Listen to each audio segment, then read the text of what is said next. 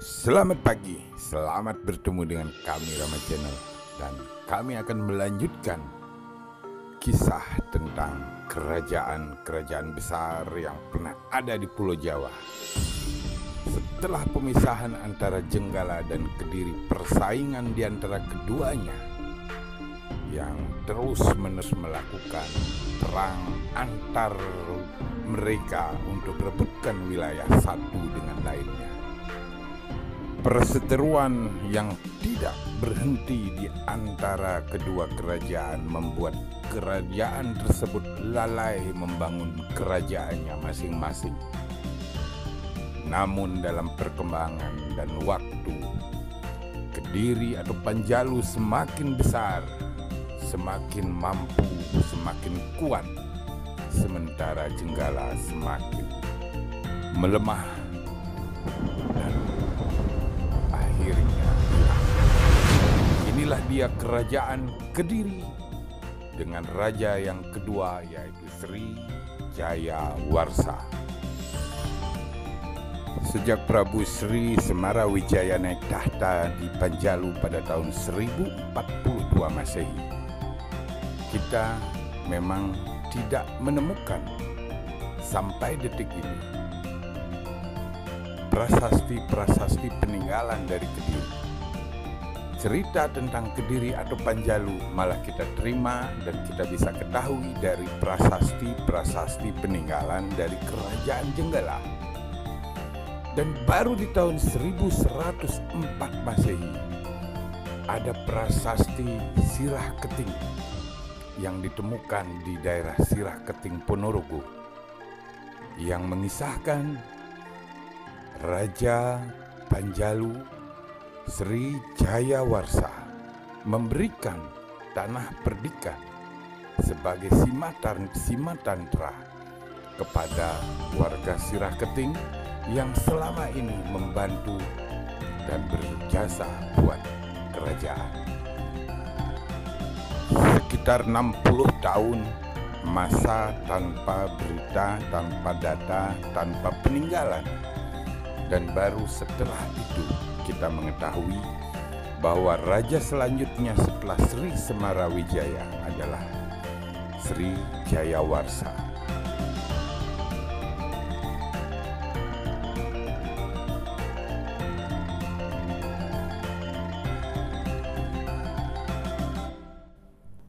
Berdasarkan prasasti Sirah Keting, kita ketahui bahwa Sri Jayawarsa telah memerintah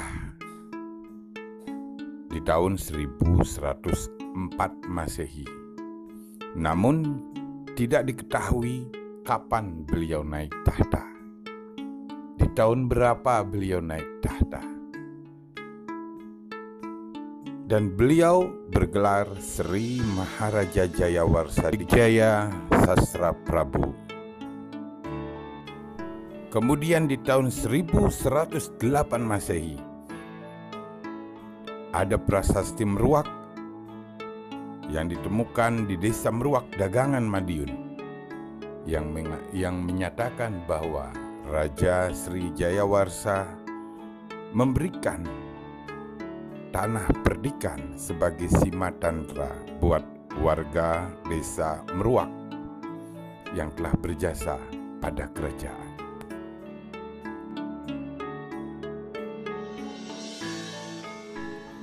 Pada tahun 1120 Masehi ada prasasti Panumbangan yang menyatakan tentang wafatnya Sri Jayawarsa yang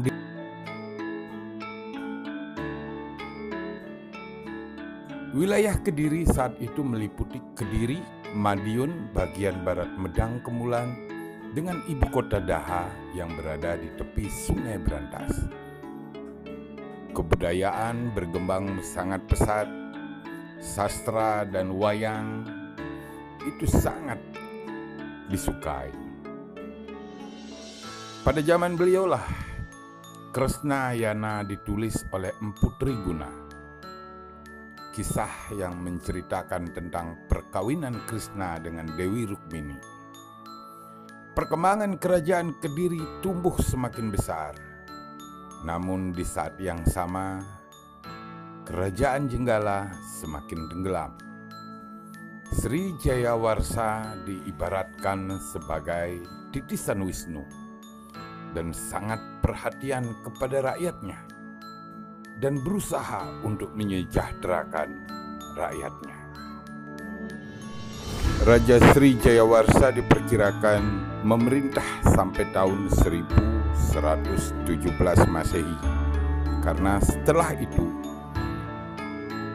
Sri Bameswara sebagai Raja Panjalu.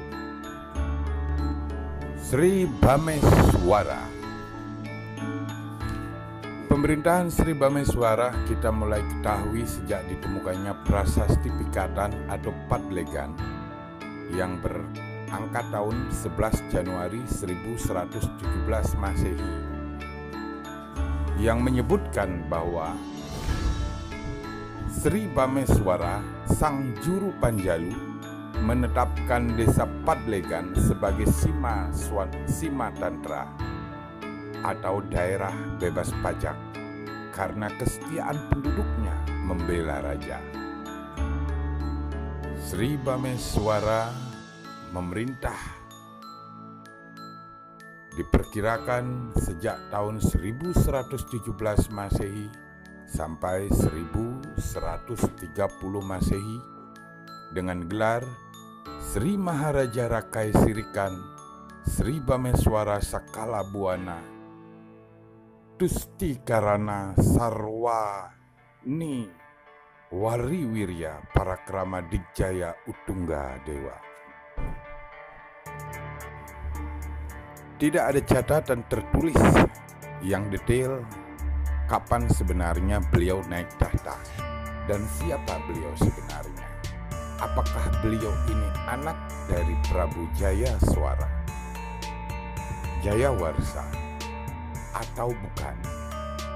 Tapi yang jelas pada tahun 1117 Masehi beliau telah duduk sebagai seorang raja di kerajaan Panjalu sebagai raja ketiga. Dan pada tanggal 2 Agustus 1120 Masehi, beliau mengeluarkan prasasti Panumbangan, di mana penduduk Panumbangan agar nama piagam yang ada di dalam lontar itu ditulis ulang di atas batu. Dan juga penetapan desa Panumbangan sebagai Sima Swatantra yang dilakukan oleh raja sebelumnya atau Raja Sri Jayawarsa yang dimakamkan di Gajah Pada. Hal ini memberikan bukti bahwa raja sebelumnya adalah Sri Jayawarsa dan beliau adalah raja selanjutnya yang memimpin kerajaan Panjalu setelah Sri Jayawarsa. Sri Bameswara banyak meninggalkan prasasti yang lain sehubungan dengan kegiatan keagamaan. Beliau memang terkenal sebagai raja yang sangat memperhatikan perkembangan kehidupan masyarakatnya di dalam menjalani kebutuhan rohaninya.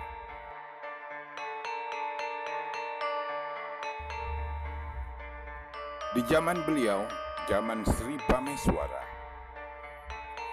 lencana kerajaan yang tadinya Garuda Muka berganti menjadi Candra Kapala yang berupa tengkorak bertaring di atas bulan sabit.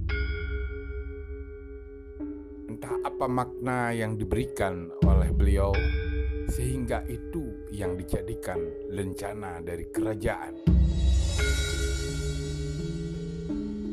Candra Kapala adalah lencana kerajaan Prabu Sri Bameswara.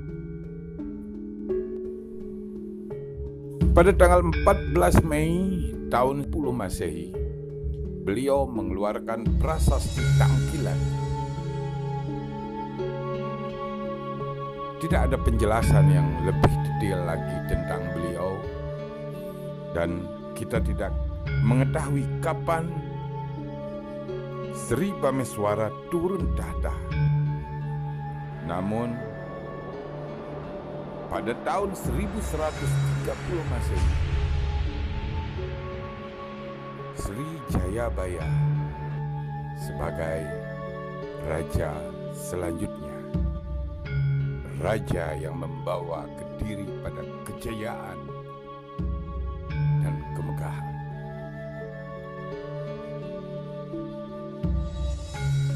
Selanjutnya, zaman kejayaan Kediri, zaman Sri Jayabaya. Wassalam.